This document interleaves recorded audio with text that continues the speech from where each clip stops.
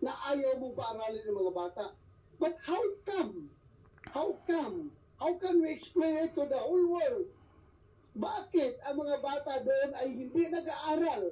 Ngayon, you want us to believe that dahil sa kahirapan ng kalsada, which is 3 or 4 kilometers, na babagtasin o lalakarin, kaya hindi papasok mga bata. I don't buy your explanation. I don't buy your explanation. Mr. Chair, please. Yes, right. Meron namang parent po dito. Pwede po sila mismo magkon bakit hindi pinaaral nila o hindi nakaaral. Meron namang kaming kasama dito na isang parent, si Fidelina Cobillanes po. Pwede po payagan magpagsalita para siya mo mismo ang mag-express ng kanyang kung ano taga ang totoo. Ikaw, parents ka mismo eh. Parents ka mismo. May mga anak, may mga apo ka pa doon, di ba? Opo, mga anak ko po ay tapos na po nag-aral. Bago kasi wala pang kapihan noon. Wala pa. May na-continue naman po through online. Sige nga, sino yung parent na gusto mong magsalita? Yes, alika, dito para magbigay linaw ka. Bakit yung mga anak mo hindi nag-aaral? Mr. Chair. Before that, you want to say something, Senator?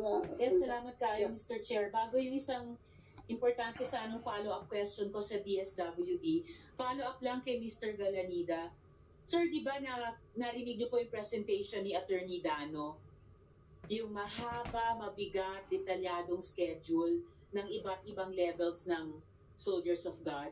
Simula po madaling araw hanggang halos hating gabi. Narinig po niyo yung presentation iyon? Yes po, narinig ko po. Opo. So hindi po kaya logical sa pagtanaw namin na kaya pinagbabawal yung mga estudyante mag-aral dahil ang dami na nilang ibang gawain doon sa mula agila hanggang fetus, mula 2 a.m. hanggang halos gabi na. So, hindi kaya ang nangyayari ay pinatigil yung mag-aaral yung mga bata dahil gusto nyo silang i-recruit dyan sa Soldiers of God. Nagugulat po ako yung presentation na yan kasi ang maraming mga activities doon. Ang alam ko lang po ay yung sinasabing Salonera Training Camp. Kasi nag-training kami po para sa cultural presentation.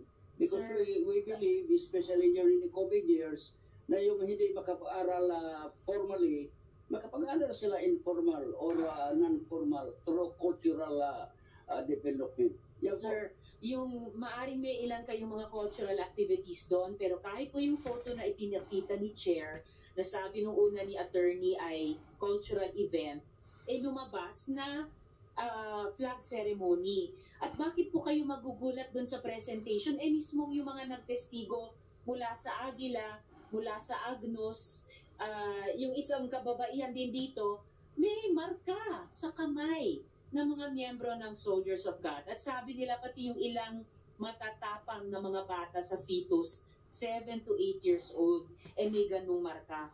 Kumbaga, nasa sariling katawan ng pruweba ng pagde-deploy nila dyan sa iba't ibang level ng Soldiers of God. Para busy sila at pagod, sabi ni Mayor yata kanina, mula madaling araw hanggang gabi. So paano nga po talaga sila mag-aaral niyan? Eh, tinatrain po sila bilang Soldiers of God. Overloaded yung schedule ng mga bata. Kung yun ang totoo, yung presentation na yun, overloaded. Hindi, kaya sabi ko po, nagulat po ako kung saan siya kukuha doon. Huwag ka magulat kasi sabi man ito ng mga bata na na-rescue. Hindi mo yan gawa nila, hindi mo yan invento nila.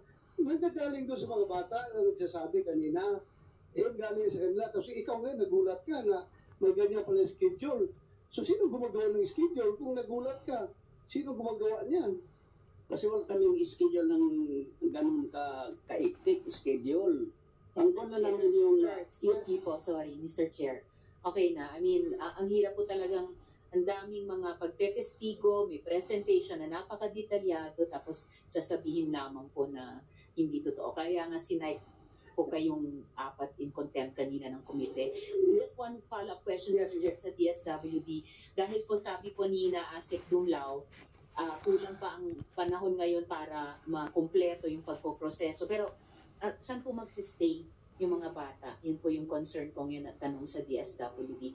Saan po sila magsistay hanggang matapos yung prosesong yun? Yes, Mr. Chair. Mr. Chair, batay po doon sa aming pag-uusap ng mga bata, sila kasama po nila ang kanilang mga magulang. Sila po ay may tinitirhan dito na hotel na malapit lang po dito sa Senate. And pagkatapos po dito, kasama rin po nila yung mga magulang nila sa lugar po na nabanggit. So, and then pagkatapos po, paano po makukumpleto ng DSWD yung social preparation sa kanila? Well, Mr. Chair, Madam Senator, ongoing naman po yung isinasagawa na social preparation. Kabilang na po dyan yung mga activities na isinasagawa. At sana po, bago matapos ang araw na ito, ay matapos din po yung isinasagawang pagpoproseso sa kanila. Maraming salamat po. Salamat din, Asik. Sana nga po na kahit lampas nitong hearing, kung kailan man isususpend ni Chair, sana nga sa loob nitong maghapong ito ay makumpleto yung proseso. On behalf of the Chair, si Ma'am Regino, ng Commission on Human Rights. Yes, Yes, good afternoon, Your Honors, good afternoon. Upon hearing your privileged speech, the Commission on Human Rights as the Gender and Development Ombud of the country and as the Child Ombud created a task force to investigate the allegations in Socorro. So what we did was, there was a 5-member team deployed in Socorro. And based on our independent investigation, I should say, we can confirm some of the allegations here. Based on the initial investigation, we conducted many interviews because the task force was there, I think, for 5 days. And we have our report here, Madam Senator, regarding the investigation that we conducted. And on that investigation, we found out initially, based on the interviews with the children, there was forced marriage. There was also denial, or because we are looking into the human rights dimension of this case. There was a violation of the right to education, access to education, and likewise, there's a violation on the freedom of movement of these people. We also, we will submit, Your Honor, our initial investigation report because it is actually based on many violations. Thank you, thank you, ma'am, for that findings. Salamat. So, very clear na may mga violation ng karapatan pantao nangyayari doon. Thank you. DNR. Magandang hapon po. Kindly inform this committee. Paano nangyari yan, yung pagkukontrol nila sa lugar na yan, yung historical background up to the present. But actually, sir, Yes. based on records, itong Socorro Violence Services Incorporated is one of the 12 PACBARMA that we have issued so far in the island of What's PACBARMA? Protected Area Community-Based Resource Management. Dandan, protected area, Protected Area Community-Based Resource Management. community-based Resource Management Agreement. resource management agreement Yes, between a cooperative This- or a people's organization yes, sir. and DNR. Yes, sir. So, merong Isang agreement entered into between the department, DNR, and People's Organization for them to occupy, cultivate, and benefit from the fruits of their labor in a protected area. Kagaya po ditong sa Summit Area for how many years? for 25 years, renewable for another 25 years. So, maximum of 50 lang.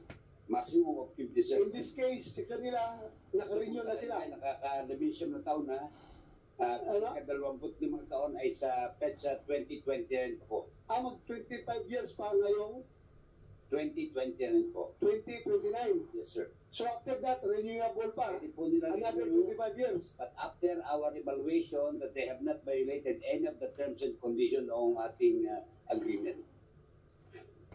Subject to evaluation. Yeah. Yung kanilang renewal. Yes, sir. Kahit po sa ngayon, So kasama ba doon sa kanilang mandato sa agreement that was executed between DNR and the People's Organization called CBSI, BSI, Socorro Socorro Bayani. Bayanihan Services Incorporated. Kasama ba doon yung bawal mapasukan ng ibang tao na hindi membro ng area? Exclusivity. Yes, sir. Yeah. You can explain about exclusivity. CBT as against any third party. Ano? As against any third party to occupy and develop any area within the stewarded lands. So bawal. Bawal po talaga. Pero bawal in the sense na hindi po pwedeng dumaan because that happens in other areas. Pwedeng, Tanungin natin. Oo. Non-member ng Socorro pupunta doon para mag-cultivate ng land. Bawal. Dahil may agreement na kayo between you and them. Kung dadaan lang po doon, pwede po yun.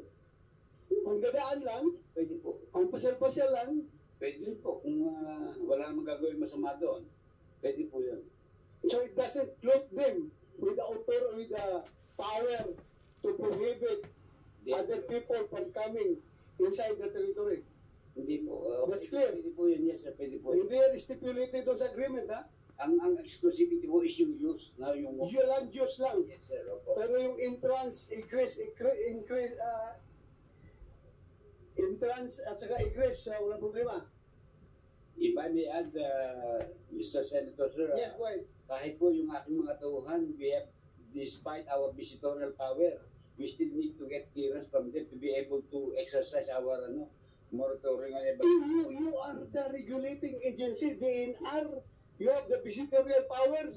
Hindi kayo makapasok doon? We need to get clearance from them. Ha? We need to get clearance. Anak ng baka. Anak ng baka. Anong klaseng gobyerno kayo? Meron na kayo kahina. DNR kayo. Yeah. Oo, visitorial powers sa inyo. Exercise inyo over that piece of land. Dahil kayong DNR. Tapos hindi kayo basa-basa kapasok doon?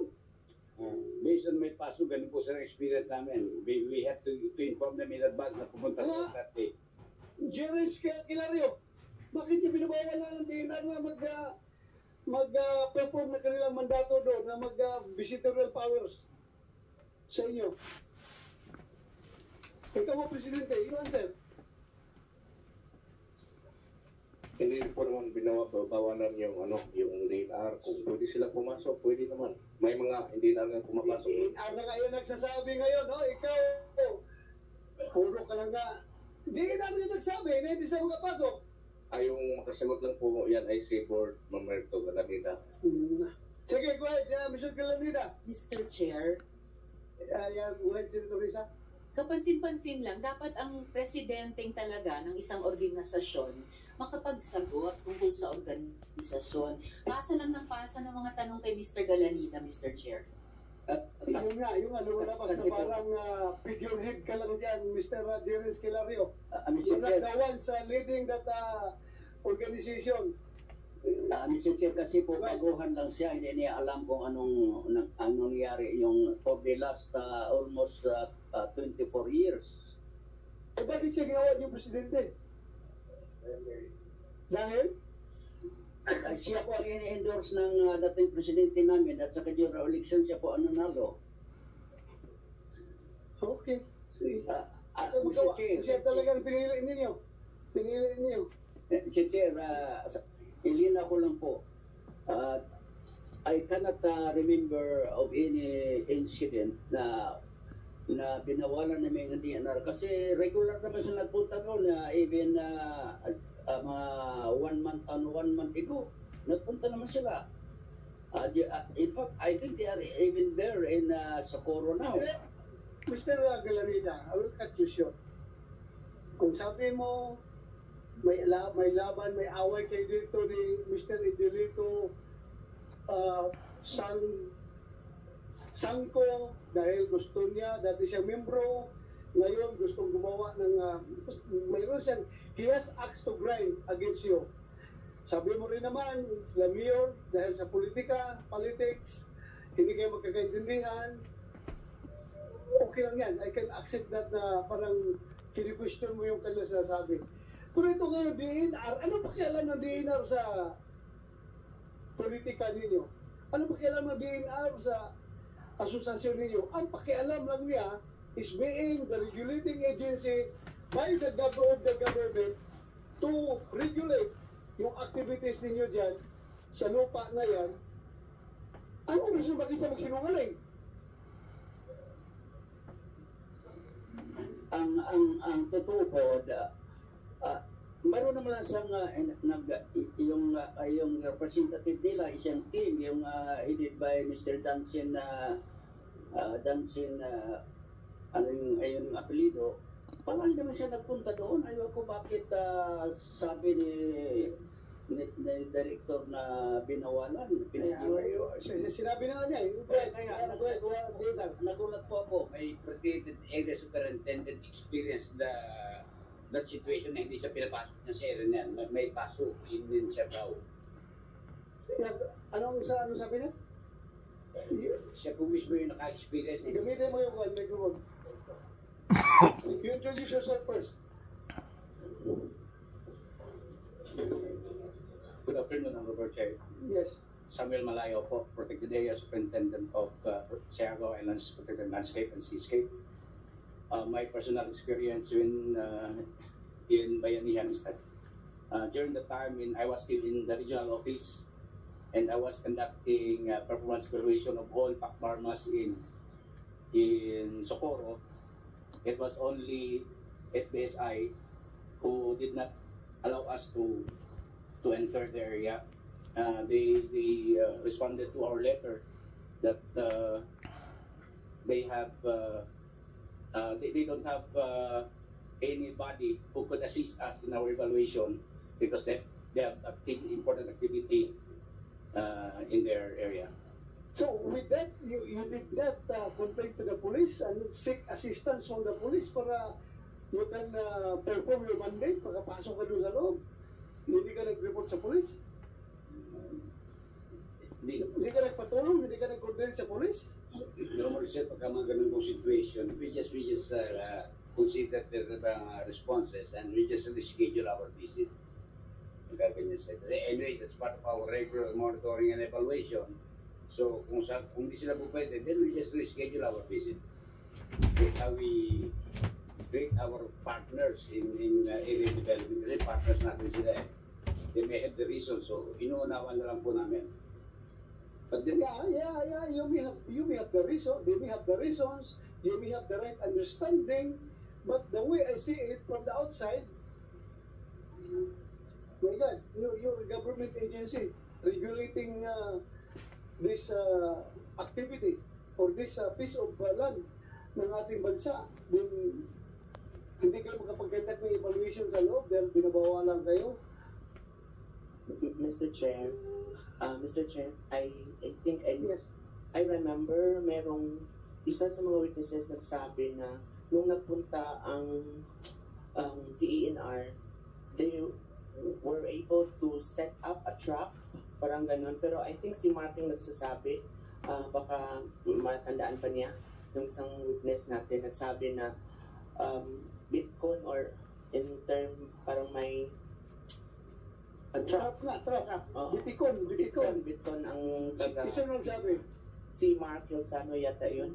Ikaw yan. In one of our interviews sa kanya. Sige nga, you share with us what you know. Yung pagkakalam ko, sir, yun yung mission task ng pagiging agila. Kasi may balak yung DNR na pumasok, tapos pinagawalan ni Senyor. Kaya sa mga agilas, dahil given the task like that setter na buhaton ni para dili makasuot ang DNR Kung sa buhaton nila, what are they going to do? mag-coop trap sir. What kind of trap? For example, mag-depot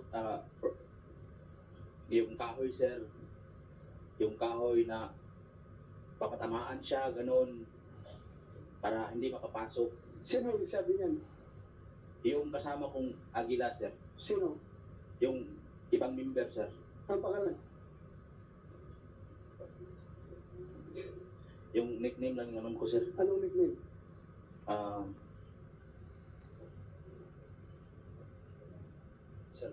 Nasa loob ba siya? Nasa labas na? Nasa labas na tapihan. Lumabas na? Nasa loob. Nasa loob pa? Sige. Thank you. Thank you. Yes, go ahead, Dinar. I am saddened to hear that revelation. I'm very saddened to hear that revelation because 2 weeks ago they were in my office inviting me to go to their area and requesting for assistance, seedlings to be used in the plantation development. But hearing that, I don't know if I will go back there or if I will go there. Oh, no. You have to go back. That's your mandate. Huwag kayong matawa-tala. Magpasama kayo ng pulis. Otherwise, magiging inutil ang gobyerno dito kapag gano'n ang gagawin ninyo. Ha? They went to my office and we had a discussion. They requested for sibling assistance and I requested me to if I could pay a visit in their area. And now I'm hearing that they wanted to put a trap to me. Hindi maganda yun. Hindi talaga maganda. Ano masasabi mo? Yeah, go ahead. With your indulgence, Mr. Chair, sobra-sobra na yung paratang ni Mark Berniel. Hindi, everything comes out, yung spontaneously. Na-remember lang niya na may sinabi, yung DNR nag-uusap, na-remember nito, may nabanggit dito, so gano'n. Everything was not planned. Everything was not planned. Narinig lang niya, tapos ngayon, sinabi niya yung ngayon, so wala akong sinasabi na plano ito ha. Kung sabi mo sobra-sobra, then it's your opinion. Sige, continue. Kaya po nangyari, maraming mga bisita hindi pumunta doon. Kasi doon pa sa baba, tinatakot na nila po. Sino nananakot? Basta halimbawa, marami namang siguro yung even the press people who went there from the media broadcasters of Surigao, marami silang sinasabi ko kayo punta diyan, pero pumunta sila, wala namang nangyari po. Yun ang estratehiya nila, tatakotin na mamamatay sila, tatakotin na hindi na sila maka-uwing buhay, at may bago na silang asawa. Ganyan ang mga sabi-sabi. Ayun ko kung ganyan ang nangyari, parang pinainitan kami po ng ganyan-ganyan. Kaya nga gusto kong malaman anong specific paso yung taon na sinasabi na hindi kayo pinapasok. Baka at Anong taon? Yun ang Anong taon din na? Hindi ka pinapasok. Please allow me to check my record, sir. Okay, pag-check. And while you are checking, Mayor, tanungin kita, meron bang black propaganda against SBSI doon sa poblasyon? Ikaw man ang Mayor. Yung tanong mo niya, kung meron bang black propaganda against them na sinisiraan ninyo yung SBSI para walang tao na papasok doon, para matakot ang mga tao pumasok sa loob. Right? Senator, talagang walang black propaganda.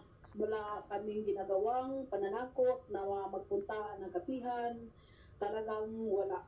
Siguro sa kanila na yun kasi ang sabi ng mga members nila, sila yung palaging tinatakot na ano din daw sila sulungin, no, puntahan ng mga military, pero sa amin talagang wala. Hindi kami nanakot na pag magpunta, anuhin sila. If I may, Mr. Chair. Kaya, sandali. Mayor, meron kang Executive Order number 49, series of 2023. an order imposing a temporary ban on the entry to Sitio Kapihan, Barangay Insering, Socorro, Surigao del Norte, of any person or group of person either on his or her personal capacity or representing any private or government agency who are not residents of the said community, except in cases of emergency as declared by municipal local government unit or any appropriate authority. Why? What's the reason behind this executive order coming from you? Banning people from entering Socorro. This is 2023 lang ito. Bago lang ito, 2023. Can you explain, please? Kasi, Senator, yung mga witnesses, no, tinawag namin, pinakinggan kung anong mga naranasan nila doon, yung mga experiences. At sabi ng isa o dalawa ng mga witnesses na ano daw sila, may mga baril. O sunod yung sabi ng mga witnesses na ano daw sila, yung bali yung kanilang goal, yung sabi na kailangan daw basta membro ng SI, yun yung sabi ng mga witnesses na ano daw, tanungin sila ng kanilang senior kung handa ba kayong mamatay. No, ang sabi ng mga membro, handa ba rin kayong magpakamatay? O ganun. So, nagawa ako ng executive order, no, na kasi parang yung protection, no, ng mga bisita na nag-temporary muna kami ng entry ng Kapihan. Pero yung mga... Why I perfectly understand your concern, why you issue this executive order in the interest of public order and public safety. You have to do it. It is the call of the time. But useless man din yung executive order mo na banning people to enter there, then bawal man din pasukan nila. So, double negative. Ayaw mo papasukin mga tao doon para safety, para safe ang mga tao. If I may, Mr. Yun Chair. naman doon, hindi naman dahil na pinapapasukan. Bawal mo na pumasok. So, wala rin. Yes, go ahead, Mr. Galanida. You have the floor. Yeah, go ahead. Sige. Mr. Chair, actually, Mr. I must confess that we cannot understand why the LGU is sorry. We request Mr. Chair to recognize our counsel, Attorney Olga Reserva. Gusto mo magsalita si Atty. Olga? Yeah, sige. Sige. Yes po, relative to the executive order, before Sige. I continue. Sige. Go ahead, Atty. Olga.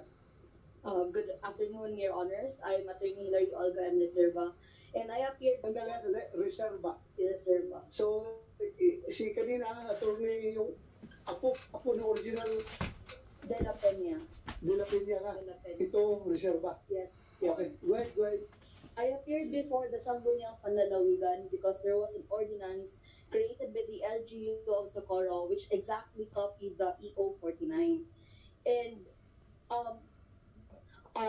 we raised the following contentions that the ordinance violates not just the right to travel the members of the Kapihan, also that it exercised the calling out powers which belong exclusively to the president, and also that it is partial and discriminatory in nature. And at that time, the Sangguniang Panlalawigan, the Committee of Law and Governance, gave them at least 30 days to produce any report from any fact-finding government agency. However, until this day, there was no report given which could prove that there were allegations of amassing firearms, that there were several shabu laboratories inside the Kapihan. So by virtue of that, the committee headed by SP Bernal and the Sangguniang Panlalawigan of Surigao del Norte rendered the ordinance as null and void and ultra vires. for being speculative, baseless, and discriminatory in nature. That's all, Your Honor. Thank you. So, ito pala ay revoke ng sangguniang panlalawigan. May continue, Mr. Chair. Yes, continue. That's the real proof na inaapi yung kami ng LGU ng Socorro po. Sandali. Before you continue, andito yung Provincial Legal Officer, Attorney Christopher Tripoli. Are you around? Good afternoon. Yeah. Is it true that such executive order was revoked by the Sangguniang Panlalawigan?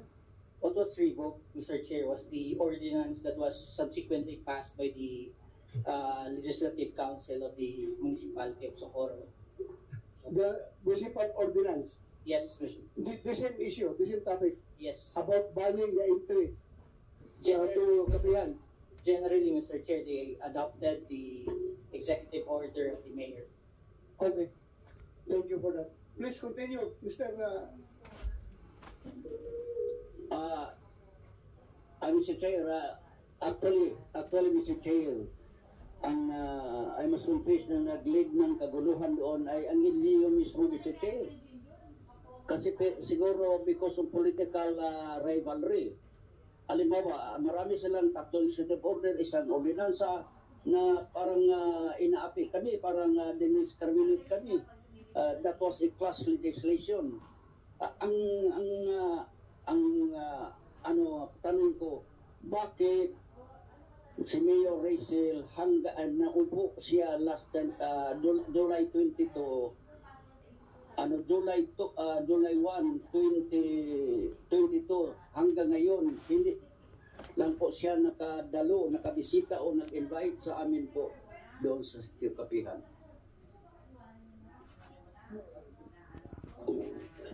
In-invitean ba niyo siya?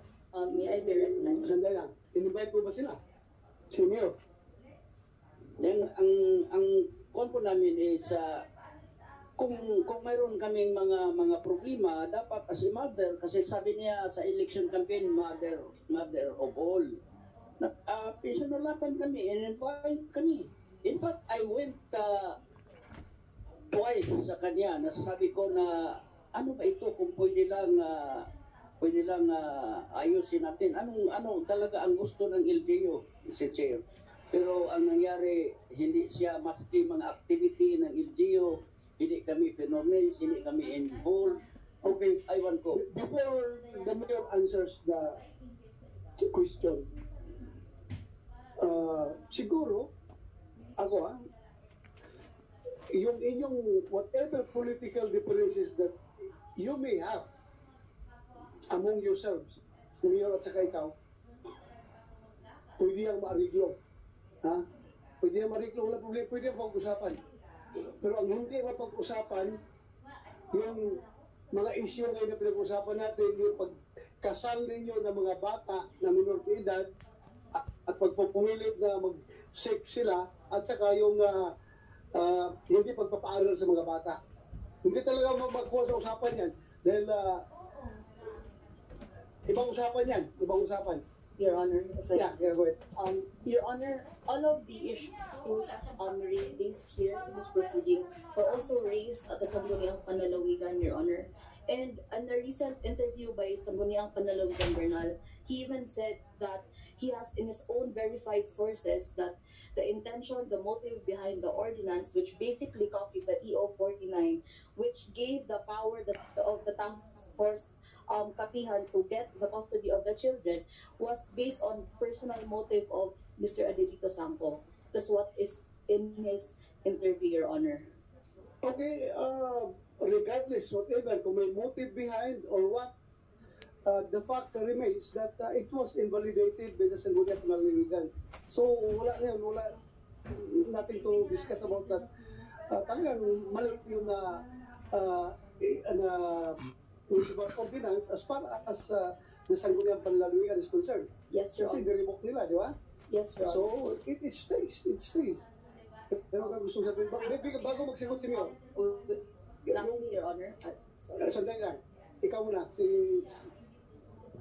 Sino ka, ma'am? Please, Good afternoon. I'm Introduce Attorney yourself. Magdalena Liquidan of Cebu for Human Rights. uh, Cebu for Human Rights. We are a non-government organization based in Cebu Cebu for Human for Rights. Human Rights. Yes, You are an NGO. we are an NGO. Yeah, go ahead. And how come we are here? Because we are a friend of Richard Dano, and Attorney Fiona Bogos is a classmate of Richard, and we were able to go to Socorro and found out the situation. And in our limited way, we did help them. So, nakikita namin first, we would like to confirm that indeed there are forced marriages. We have interviewed them, and in fact, we have interviewed also Mark. And the reality is that helping fight a cold is challenging, not because of yung mga forced marriages, pwede pa yun, ano? Pero private army, parang, teka lang, that's a little bit Hindi dangerous. mo sa akin yung post marriages. Hindi ko matakin. Sa human rights lawyers, tinitingnan din namin yung safety namin. Well, anyway, nung narinig namin kay Mark na kahit yung taga-DNR ay nilalagyan nila ng mga trap, teka lang, delikado yun. So, I can understand the challenge, no, of the DNR going there because they have their own private army and that the training is really extensive. Young combatants, children, training them to be skilled, no? Anyway, nakikita rin namin sa tulong namin, nung tinutulungan namin that basically the local government of Socorro, they have the right heart, but unfortunately may lack the skills on how to handle it. And one of that is in their sincere effort to protect the residents, gumawa nga sila ng ordinance, which later on was declared void. May mga kakulangan, the documentation, that sort. At saka nung nagpunta kami sa kanila, palagi silang talo sa case. Yun, lumalapit sila sa amin, attorney, talo na naman kami sa writ of habeas corpus. So the first child, yun, talagang malaking blow sa kanila, di ba? Because they were trying to protect that child, and then later on, the court gave that child back to the parent because under the law, the primary custody should be with the child. Pero kung titingnan namin, a petition for involuntary commitment was filed earlier, but it was not ruled upon. So, sa tingin ko, may kakulangan siguro sa batas. You cannot answer a cult movement with hodgepodge laws, no? So, ngayon, going back, ang mga issues na kikita namin, why would people why would they go there in the first place? There are 3,500 to 5,000. What are the pushing factors why people would go there and stay there? Ignorance, yes. Miseducation, yes. Merong element of desperation, poverty. May nagtatago nandun kasi may mga warrant of arrest. May nandun kasi napuno sa utang. Sorry. Mga teachers yung iba. Mga yun, That's mga, right. That's mga right. license yun. Yes. Licensed teachers, ito mga pulis ito na puro ito mga combat civil service eligibles.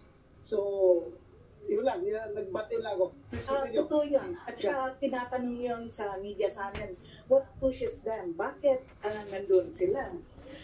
At saka bakit nanatili silang nandun? So, nung tinignan namin, anecdotal, kasi hindi naman toro yung statistics namin, may mga iba talaga doon na walang mapuntahan, no? Na napuno na sa utang. May mga ilang teachers na punong-puno na sa utang. And then, based yung culture nila of strong helping each other, yung bayanihan. Kung nandun ka, anyway, each member is helping another member. Pero while they would stay there, even though with this reality, ang isang factor doon is wala na silang babalikan kasi binenta na nila. Second, paninindigan na lang nila. Kasi nandito na kami eh. We will stand by it. So that's why we recommended reintegration, rehabilitation, alternative livelihood, so that these people could be reintegrated back to the community. Pero ang sa amin talaga na nakita namin na maganda, because palaging talo sa case eh. May pausi kami, talo. May adultery, talo. Ganyan. So, I think the Senate legislators would have to craft a law or a policy that would answer cult, because this is rampant in Mindanao and other parts of the country. Kasi kung titingnan mo, hodgepodge lang yung batas natin eh. So one act may not be connected. Sa simulan-simula, nung nag-opening remarks si Senator, sabi mo, it's well defined, it falls under a code. And yet, yun yung common term for code. But it has never been defined under Philippine laws kung ano yung code natin. And kasi wala nga tayong batas nun, so difficult to define. Common knowledge lang natin na yun yung definition sa code. Now, the Cebu for Human Rights, we will be submitting a position paper, but our recommendation is really to come up with a more comprehensive law on this matter to answer, kasi hindi kaya. At saka nakikita namin, this Senate investigation really put into light the problem, kasi nung nandun sa Socorro, yun, tinutulungan ng NBI, correct, talagang tinutulungan. Yung CHR doon, yung region yun, meron, ito, meron, pero hindi buo, at saka yung sa DepEd, yung tumutulong. But with this platform and with this venue, you're really able to bring the problem about cult and cultism all over the Philippines. Kaya nga siguro, patok na patok, kasi maraming nagkaka-interest dito. Thank you very much.